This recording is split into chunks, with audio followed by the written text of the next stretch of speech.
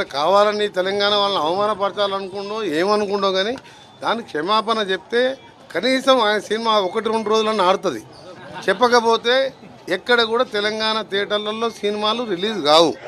Cinematography మినిస్టర్గా నేను చెప్తున్నా ఈ మాట.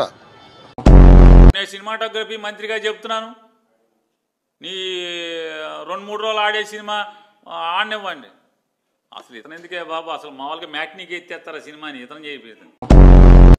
సినిమాటోగ్రఫీ మంత్రి వచ్చి ఆపాలండి సినిమాలు, జనమే చూడట్లేదయ్యా బాబు అని చెప్తుంటే. నరదిష్ట అనే పదం వాడడం కరెక్టేనా? అది ఒక ఉప ముఖ్యమంత్రి స్థాయిలో ఉన్న వ్యక్తి మాట్లాడితే నేను ఏం చెప్పాలి?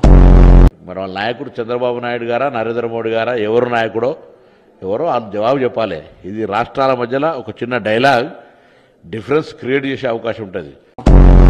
తెలివిగా మంచిగా మీరు ఇండివిజువల్ గెలవలేరు కనుక కమ్మ కాపు కాంబినేషన్లో మెల్లగా చంద్రబాబు నాయుడు సినిమాలో దొరికినట్టు ఛాన్స్ దొరికింది. మంచిగా ఉప ముఖ్యమంత్రి అయిన రేపు మళ్ళీ ముఖ్యమంత్రి కూడా సంతోషపడతాం. అంతేగాని తెలంగాణ మీద ఎందుకు ఏడుస్తారు పోయి? చాలా మంది నీ గురించి కూడా మస్తు మాట్లాడినారు. చంద్రబాబు నాయుడుతో ప్యాకేజ్ తీసుకున్నావు అని చెప్పేసి. ఎందుకు ఇవన్నీ వచ్చే ఎలక్షన్లో సింగిల్గా నిలబడి సింగిల్గా జనసేన వాళ్ళని అందరినీ నిలబెట్టుకొని గెలిపించి చూపిరాదా? ఇది కూడా అన్ని బయటపడిపోతాయి కదా ఎవరు ఏందనేది. కాబట్టి పవన్ కళ్యాణ్ గారు క్షమాపణ చెప్పాల్సిందే. నువ్వు నిజంగా నీకు సిగ్గుంటే నువ్వు మాట్లాడిన మాటలకి కుటుంబ సమేతంగా తెలంగాణ రాష్ట్రాన్ని విడిచిపెట్టి వెళ్ళి ఆంధ్రప్రదేశ్ లోనే ఉండు.